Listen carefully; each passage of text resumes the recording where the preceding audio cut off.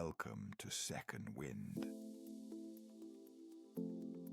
John Schoolcraft helped turn Oatly from a niche Swedish oat drink into one of the most recognizable and talked about brands on earth. He was a creative force who killed the marketing department, built the Oatly department of mind control, and turned packaging copy into pop culture. He was named one of Forbes' 50 most entrepreneurial CMOs. He's proven that rebellion, when done right, can build an empire. John, welcome to Second Wind. I was just about to inappropriately comment on your excellent silver fox hair. Wish I could say that I constructed this or something, but it's just like, No, you didn't. No, I don't know. My kids are like raised now, so maybe that was what caused it. I don't know. I did think it was interesting that you sort of rejected the Forbes CMO accolade. Well, the funny thing is I didn't really. I think that was a bit misunderstood. And as a writer, you should never be misunderstood, because then you're actually not doing what you should be doing. It was very nice. I just am not a CMO, and I don't do CMO type. Yeah, we killed the CMO, and so if I'm probably known as the person who's like most anti CMO, which is kind of strange because. But isn't that the new CMO? Mission and a title, you know what I mean? Yeah, it's like, sure. It's like the work still needs to get done. And it's just a different way of maybe looking at it. I don't look at it like I have a big marketing budget and I have a whole staff of people and I have to place this money right in the right medias. No, I'm making stuff and letting the brand lead the business, or integrating the two. Probably not the most popular person among CMOs, but it's a bit misunderstood, because as long as you're doing great things, it doesn't really matter what process you find to do it. A lot of what we talk about is, a remaking of the industry. And I think a lot of that includes titles, responsibilities, who's in charge, who's got the C. But yeah, the CMO label, I think, has evolved pretty significantly over the past 10 years. So who knows what it means anymore. I think maybe one of the most important developments is that the CEO is the most important brand person there is in any company. And when the CEO comes from a CFO background, usually they see marketing as just some sort of cost. When you come into a CEO role with more of a marketing or brand perspective, like Toni did for Oatly, then you let the brand and the business lead each other. And it's not a cost structure. You'll see more marketing people in the CEO role. That's something that David Lee also was advocating for. David is CCO over at Squarespace, and he's basically arguing that creative is the only job left. The creatives and brand people in a more business finance oriented organization are typically at the kids' table. We give you some money and you go and do your things. And maybe we want it more efficient these days. But we're going to spread it out. I'm going to spread it out to all these country managers, and they're going to handle their budgets, and they'll tell you what they want. And right there, you've killed every chance of a brand ever becoming a real brand. The thing is that everyone wants this, like, I want to create a brand, but that's a long-term investment.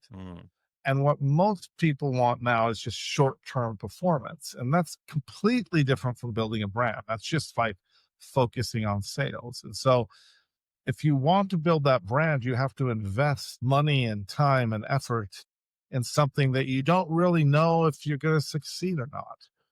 And so you've got to have everything else in place. Like, you got to be thinking right. You got to have trust. You have to have a CEO who gets it. You have to look at business as something that's more human, something that you're contributing in some way. Why do you exist? If it's just to make money, it's like, okay, well, everyone's trying to make money, so you have no right to existence. If you have a real right to exist, and I can contribute to other people's lives, then it just becomes so much easier to get all your positioning and your branding and your voice and everything in place. So it's just kind of simple questions that companies need to ask themselves that. And that's why maybe branding is the last job. What was it that attracted you to Oatly? I have this friend called Toni Petersson, and he became CEO of Oatly, and that's it. He called me up and said, "Hey, John, can we do something?" And it's like, what is it? And it's oat milk. And I'm like, sounds disgusting. No, thank you. I didn't know where that would fit into my life or anybody's life, and it sounded disgusting.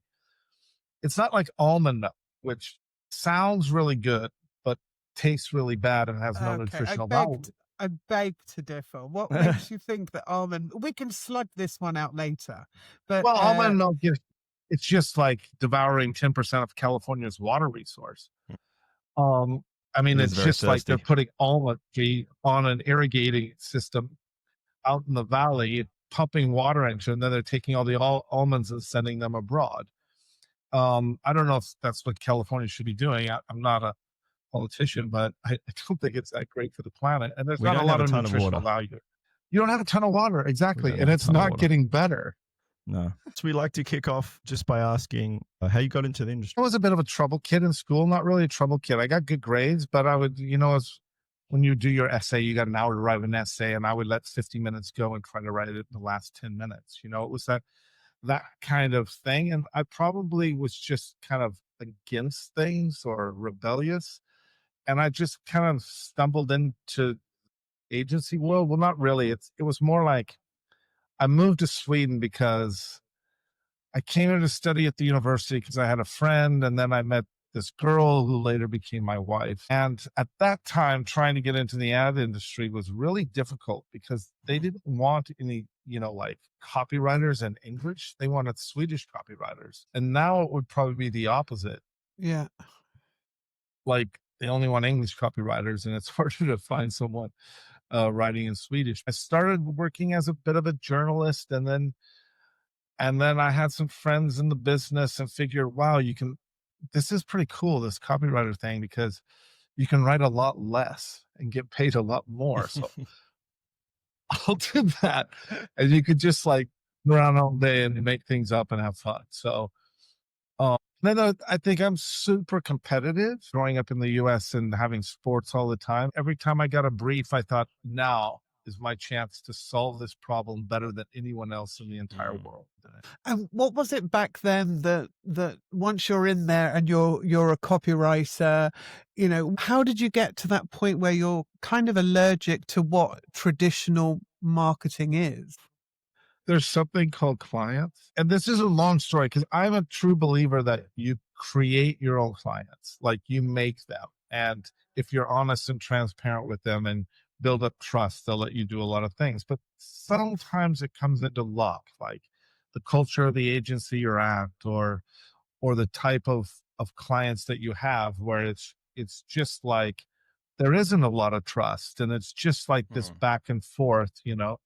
And I hated the selling The process. vendor. Yeah, and I just didn't like that. I don't want to sell an idea. I want to talk to the person. How can we make something great together? And so I think that's where my wonderful hate for the entire marketing department, agency, collaboration worked. And I just thought that most marketing people are really terrible at buying any kind of creative work. They're looking for safety. And again, this goes back to the CMOs looking for the safety or the approval of the CEO. And the marketing team is trying to get the CMO's approval. That environment is not the best for creating daring ideas. So my idea was, if you just remove the marketing people completely, all the approvers, and then you put in a bunch of makers, you still got to do the marketing job. It's not like there aren't like, where are we going to spend the money and what are we going to do? But that's what I thought was more interesting.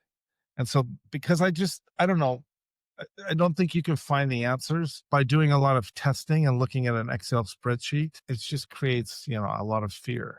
And you've talked about killing the briefing process. It's a pretty interesting moment for the industry because 20 years ago when I joined and I got my education at DDB in Sydney, it was a very rigorous, thoughtful process around briefing, right? The brief was this like, revered document that was like, the insight was like, you had to get it perfect. And then the CEO would sign off this big piece of paper and then it would go to the creative department. And so there was a lot of process. And I think oftentimes process can be safety for creatives, right? And it can help them to do their best work. But I'd be interested to hear about your shift from the agency world to essentially getting rid of the clients by becoming one? The best process is to kill all unnecessary process. I mean, that's the thing is I and a lot of the creatives that joined Oatly like the chaotic process. Like the ideas can bounce around wherever. We're briefing ourselves, we're making the ideas and we're approving them. We can change everything at any time. We can even push the deadlines if we have to. So that's a very kind of chaotic process. And I think that we like that. But if you don't have any process, it just turns into crazy world. Creatives working in crazy world, that can be great, but you've got other people in the company. You're 50 people, it's no problem. You're 2,000 people in a company in different markets, it's very complicated. And the people driving the brand just are changing their minds all the time. When it comes to the brief, a lot of companies have an in-house agency and then they have a marketing department, which is for me the worst system you could ever have. Yeah. Because now you just have internal politics. Yeah. We don't have a marketing people, which means that every creative has to be briefed on everything. We're sitting in all the business meetings. We're extracting the most important parts of the business, the challenges, whatever. We're extracting them, and then we're coming up with ideas. So yeah, there could be a brief, but it's mostly just a discussion, and then we're talking through things. Now, again, when you start working in different regions and you get more people, and there's people who have different experiences and want different titles, it gets more complicated. But the purity of the system was we saw creatives as people who could change business, not just people who can make campaigns or ideas. And this is where I think the industry's gone a little bit off, because now we just, do content, but there's people living in the world who do much better content than agencies can do, and they don't really always charge for it. So back in the day when you were embedded in the company, you were solving business problems. And I think that that's Oatly's huge secret, is that we were solving business problems. We were finding ways for the company to grow. When you produce oat milk, you get this sludge at the end. We would be like, what are we going to do with the Residue's a sludge? nice What are we going to word do? for it. What are you going to do with the residue? Getting it was just like small mountains. Then when you're making a lot of oat milk, it's a lot. Like that's not a creative problem. That's like supply chain or something. But we would be solving that problem also. So I What think did when you you do with the have sludge? creative, you take it to an incineration plant and burn it for energy. But we were like nutrition. It was all about not losing nutrition. So we found the best thing was to take it to a local pig farm, which didn't really turn out very well with our vegan following, because they thought we were, Well, we they called don't the want town. they don't want pigs fed. What up with that? Well, they don't want us to contribute to Participate in that animal industrial food. Yeah. So the internet went crazy. We called a town meeting in London. I went there with the sustainability director at the time. That 2 people showed up. Oh The yeah, internet's storm in a teacup. like screaming. We had a Yeah. wonderful chat about the complexities of what we could do with this. So Yeah. I don't think you need a depends. marketing department inside a company looking at Excel spreadsheets, trying to look at like sourcing studies that all tell you the same thing in order to brief a creative department. Yeah. It's just like filter. So remove it and So make so sure if that you're the creative understand the business. I'm interested to know how it works and how big the teething problems were at the beginning. No, I don't think the teething problems were that bad because we were so small. When I came into the company, Right. we were like 45 people. And Right. so you're growing slowly. The strength or the secret is exactly what you said. How did you do it? Well, we worked all the time. And that's not a healthy thing to do, is to be working all the time. But if you go back 8 years, we were changing like the world. We were changing people's perception of what they should be eating and sustainability issues and the planet. Didn't have to eat meat like 5 times a day. Like there is protein sources, and everything was changing. And people were in a company where they felt they were contributing to the betterment of community and planet. When you get people motivated like that, myself included, you just want to continue to develop things. It's like a wonderful sweet spot. It's harder in an industry where I got to sell snow tires or lasagna, and I'm not really into snow tires. You've talked about being fearless. We've had a lot of conversations with creative leaders about how fear kills creativity. How do you build a creative department inside an organization and avoid people becoming marketers in a way where they're like risk mitigation, they're fearful of not performing, so they gradually regress to sort of becoming a marketer? Oh, we just never had that problem, because of the incredible growth rate that we had. There was like wind in our sails, and we were doing things and we were getting sued, and every lawsuit was like a new brief, and we were fucking around with Wait, that's the a great food industry line. and lawyers, and it was just so much fun. It's like Yeah. the first lawsuit I remember, we had just relaunched the packaging, and it was the end of the summer, and Toni comes in and says, we've just been sued. There's a 174-page lawsuit. And I just laughed my head off because I had written this like 13,000 word website. And I thought a team of lawyers spent the whole summer reading the website, total success. What were you getting sued for first time around? What was We were that getting all about? sued for all kinds of things. The dairy industry is a very powerful organization. Yeah. Okay. And they've told us over time that there's no way for any human to get any kind of protein if they don't drink cow's milk. And we got Your sued, for bones will example, crumble. But your bones will crumble. but that's also not true, right? No, it's not true. And this is the thing, is that at the I same know time that. we got sued, I think like Oxford came out with this study that said like the complete opposite, that milk Right. wasn't necessarily good for your bones, and milk wasn't good for human beings. So we got sued for it. It's like milk but made for humans. Got sued for that. We got sued for a diagram that said instead of taking oats and putting it through a cow, take them around, because the arrow was coming out of the cow's ass. And they said like milk doesn't technically come out of the cow's ass. You know what? They would sue us for anything that would question milk. It was Using wonderful. the word milk, right, is a problem. In Europe, we can't call it oat milk. We have to call it oat drink. Yeah. So we're very careful about things like that. We were this small group of really smart people, and we could just crank out an idea, and you were they would have to run it through, Yeah. layers of organizations. And so it was just like great. They had no idea what we would do next. And You're a we rebel. just had fun. Yeah, it was, but it was like kind of a harmless rebel. Like, But how looking did back, you it was build more that like- trust? Was it because you knew Toni already? Definitely. So Toni was my friend, and I got this piece of advice at one time, like never work with your friends. And I think that's the worst advice you could ever get. Never work with your like bad friends, but work with your good friends, because Toni was really hard on me because we were friends. He could demand a lot from me. Before we really started, he said, if you fuck up, I'm going to fire you. Is that okay? And I'm like, I'm going to try to get fired every day.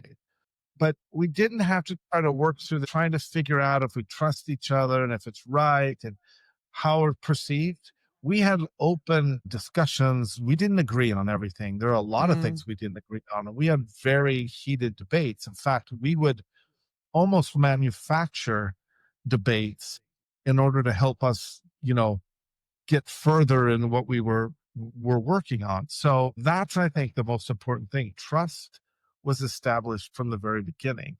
And once you see that trust, once the CEO shows trust in the organization, then that trust just spreads out so fast. So again, a lot of the reasons that I and my team could do the things we did is because Toni was in the position he was, demanding us to do things and telling us we were doing the wrong thing all the time. And we would say, no, we're not. And, this healthy back and forth and challenging, but only like to make things better. All the discussions were like, is this the best way, or can we find a better way?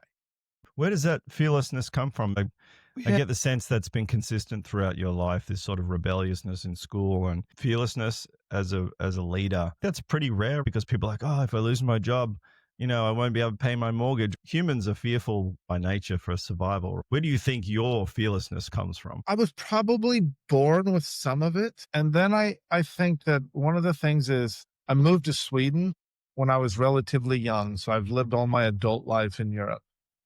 And Europe, Sweden in particular, has this wonderful thing, and that is that you have job security. You can't fire people. Yeah. And what that does is that people will say what they think, Hmm. even if they're dead wrong. They will challenge you in a public situation. And I love that. I love the fact that people feel like they can take ownership and they can take They can risks. speak their mind. And See, I speak their agree mind. with you on that. I live in Amsterdam. I'm British, but live in Amsterdam. It's very similar to that. Very similar to Sweden. I don't see that as much in the US. I left my own country when I was in my early 20s. So when I go back and revisit my country, it's like, oh, wow, is it really like this? You can be let go from your job on like 24 hours Whenever, notice. pretty It means much. that they like, Yeah. it's like, yeah, we can do that. But everything's kind of positive. Whereas Sweden, it'll be like, fuck no, I can't do that. You can instill a fearlessness in a company, especially when it's smaller, if you build it right and create trust. I can't tell you exactly when, but when this company started getting bigger and we got a lot of different experience, a lot of different people coming in, it's harder to control that. But for the first, I would say 4 or 5 years, wow, I mean, everyone was fearless. It wasn't so in the beginning. I mean, I remember when we ran the first ads, we wrote the packaging and then I wrote these ads about how messed up the food industry was. And our innovation director came into me and she was like, what are you doing? Why are you shitting on an entire industry? I was like, I'm not. They should stop working at those shitty companies. Once people realized that all of a sudden they stood for something, they were proud. Like you sat down at a dinner and everyone had an opinion about Oatly. People started feeling proud that they stood for something, finding a way to make more people fearless and not be afraid. I think like your best agencies have that also. They just have a belief system and they believe in the way they work. And a lot of times if you're working together with a client, or in this case, just working together throughout the company. It seems like it's a critical It's combination, right? Of like fearlessness, but also mission and motivation inherent in that mission, right? Because I think the belief is that per like attitudes toward government workers, right? If you have too much job security, you get lazy. Yeah, I was just about to say it breeds laziness sometimes. Yeah, but if you combine fearlessness with a mission, something people believe in, and that motivates them to sort of hit that sweet spot, I guess.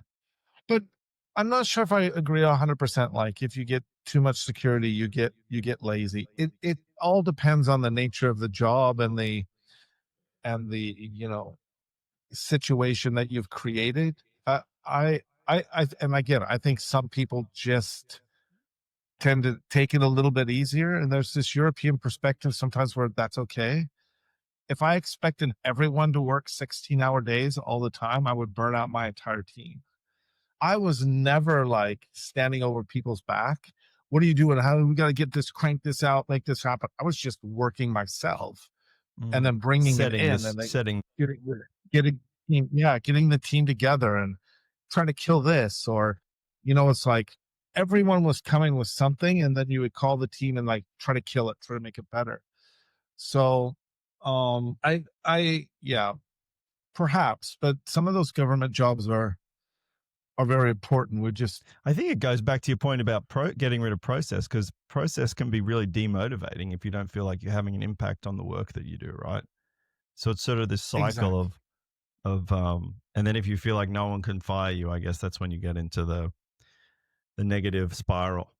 I think that job for life thing is really telling. Exactly as you've said about Sweden, it's the same in the Netherlands. As an outsider, I do see that job for life can make you lazy, and I do see that job for life can make you also bored and boring, that there can be a lack of hunger.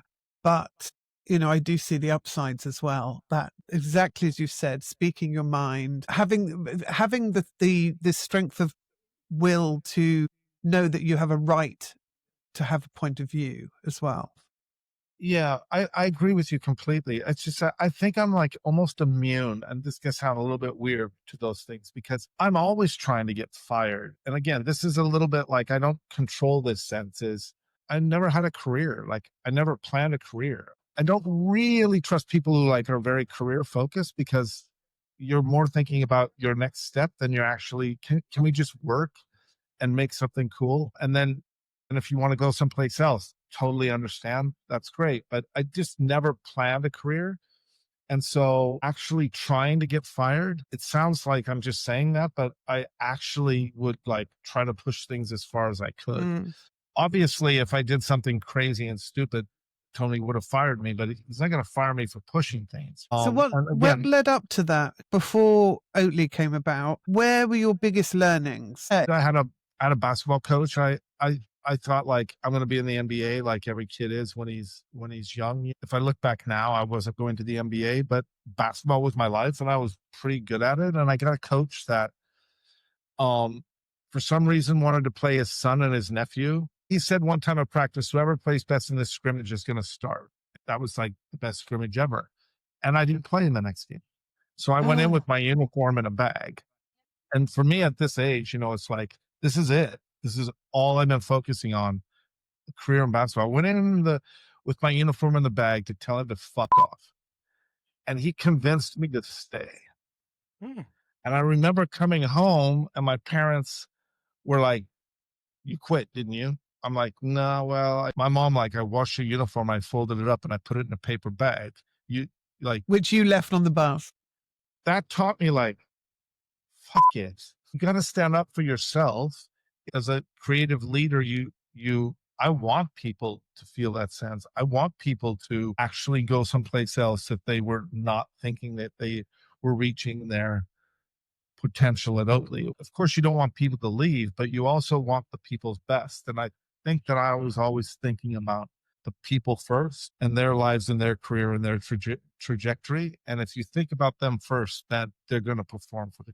I'm curious about your inspiration for I don't want to call it a playbook because I hate to use that word. Liquid Death sort of took your playbook and applied it to water in a can. What you said about another lawsuit is a brief. I think that is a beautiful soundbite for the approach you took to being disruptive, to being provocative, instead of the typical you buy media, you make a mid-campaign and you run it in the media and try to get, eyeballs, clicks, whatever it is. Was there someone you're inspired by in the past? No, I think it came from the fact that we didn't have any money in the beginning. Right. Like there was no budget. Yeah. We're this little Swedish oat milk company. Nobody knows what oat milk is. We're only there for like, people who can't drink real milk, like vegetarians or vegans or lactose intolerant. So it was like this weird outsider drink. There's no money, but we got the packaging size, the size of the carton. So let's use those as billboards. Which is something I loved. And then they sued us. So it's like, wow, they're suing us. Then we took out full page ads in all the newspapers and said, bring it. Like, here's why they're suing us. So I think it was you more believe like you were on the right side there, right? It was like, we're not going to be pushed around. 100%. Because a lot of people would get a lawsuit 100%. and go, we're not going to do this anymore. We're going to stop, right? No. The board had given Tony one piece of like, here's one rule. Do not pick a fight with the dairy industry. You were like, And as soon as we ended up getting sued, the board was like, whoa. It was like, because they saw sales. Is that because they saw they're like, let's go. Yeah. So I think did they see that's something it. That changed their mind? I don't know. I just think they saw how confident that we were, that we didn't intend to go out and pick a fight. We were just, I was just trying to explain. How do you explain what oat milk is to someone who doesn't know what oat milk is? It's not that easy. So you write a line like, the oats. It's like milk. Milk the oat. It's like milk, but it's actually made for humans, because that's the whole thing, is that they were trying to find an alternative to, we all know that cow's milk was originally intended for baby cows. We did a Super Bowl ad, but we treated everything with disrespect. We took a 6-year-old commercial that we made with Tony singing in an outfield. Instead of doing what everyone does, celebrity, funny little joke that's usually not funny, and a huge budget. Like we made that for less than the catering budget on one day of a Super Bowl. Um, and it was just, to be really honest, it was just me kind of fucking around with Tony. Like I told him a few years earlier, if we ever become so successful that we have money to do a Super Bowl spot, I'm going to put you on it. And he was like, Running what? naked through an oat field. And it was like 2 weeks before it was going. It's like, calls me up, John, what are we running? What are we running in the Super Bowl? I'm like, you singing in an oat field. And he's like, no. And I'm like, yeah. And then he just left. Because that was created earlier.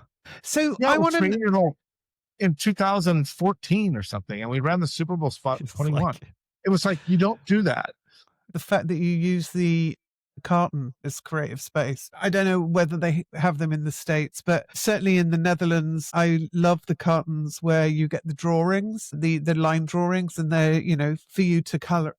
And it is complete. It's like, here's Tony painting a ceiling. Here's Tony up a ladder, screwing in a light bulb. It was a series of photographs for CEO magazine.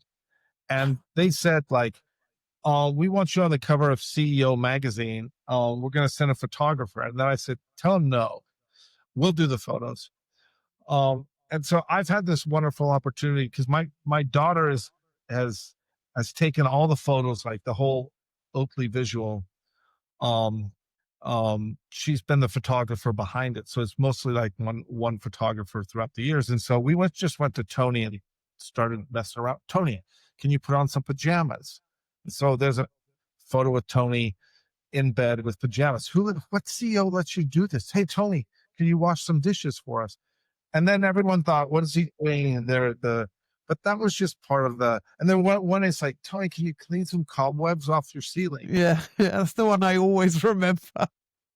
And then I would use these in all the presentations. Like once we had that series of photos, and this is the thing is, Tony was kind of bothered by it, but he let me do it. And so I think that's the whole key. He wasn't worried about his reputation or what other CEOs would think about him as CEO. Do you know what? I always thought it was brilliant that, you know, it's a photo of him from behind. And as that one comment says, peeing in a sink. So I think it's great. I loved it. Always loved it. And people read the backs of, you know, cereal packets. They read the backs of milk cartons because they're bored at the breakfast table. He's a really private person and he doesn't want to become famous and he doesn't want to be on TV or anything. And so because we know him, because we're friends, we realize that it's real. And so the first thing we did is shot like 12 commercials with him and put him on TV. And that's a big trust moment. Like he didn't like it. He didn't want his face everywhere, but he understood what we were doing and that it would work. And because we were taking the CEO of our company, putting him on the carton, washing dishes, it just brought the whole, you know, corporateness down. I'm kind of like this anti-corporate person. Like, it's just like most business is just transactional.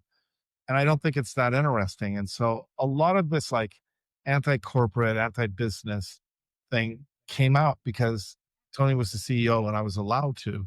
And I think that made us more human than anything else, that we would kind of laugh at ourselves. I loved it. It was so brilliant. Such brilliant artwork.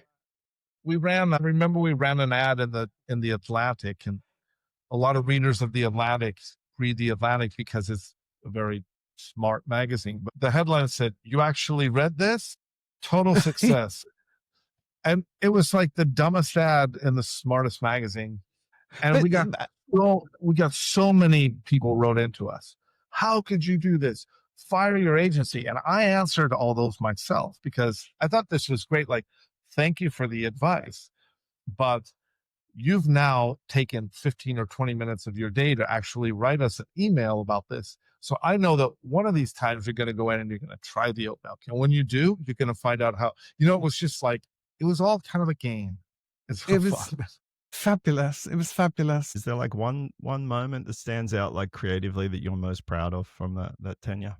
I don't know. We had this feeling of like forgetting what we did. And so every new campaign or new idea was more important. The Super Bowl ad was like such a massive, I didn't really understand the impact of a Super Bowl ad, but the minute that came out and it just went on fire on the internet and it just kind of lifted things. I think maybe, to tell you the truth, figuring out how to launch oat milk in the US by not going to retail shelves, by treating baristas as experts. Here was the thing. It's like creative department working on a business problem, solving the business problem. Everyone is So talk working us through that. the It's like department on.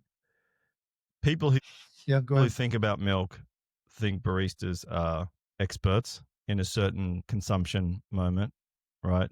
So you focus on baristas. If it's good enough for a barista, it's good enough for anything. Is that sort of the But thing you Yeah. also, there? The biggest thing is become big in America. Then you've been successful. And so we met with everyone and it was just like, it's like the dusty aisle. Where are you going to sell your product? There's so many levels of distributors. It gets really boring. And we were like, well, this isn't going to impact society. So we started by talking to baristas, but baristas are like, get out of here. I don't want another plant-based milk Yeah. that's going to ruin my pour. We had a product that was better than everything else. In fact, it was better than milk. So we just took people from the coffee industry and we went around to the most influential coffee shops and just handed them cartons and said, try it out. See if you like it. Taste it. If you want people to try something new, you got to put them in an area where they're open for that. And so the coffee shop is like where everyone hangs out, where they talk about life or whatever. And if the barista says, have you tried this matcha latte?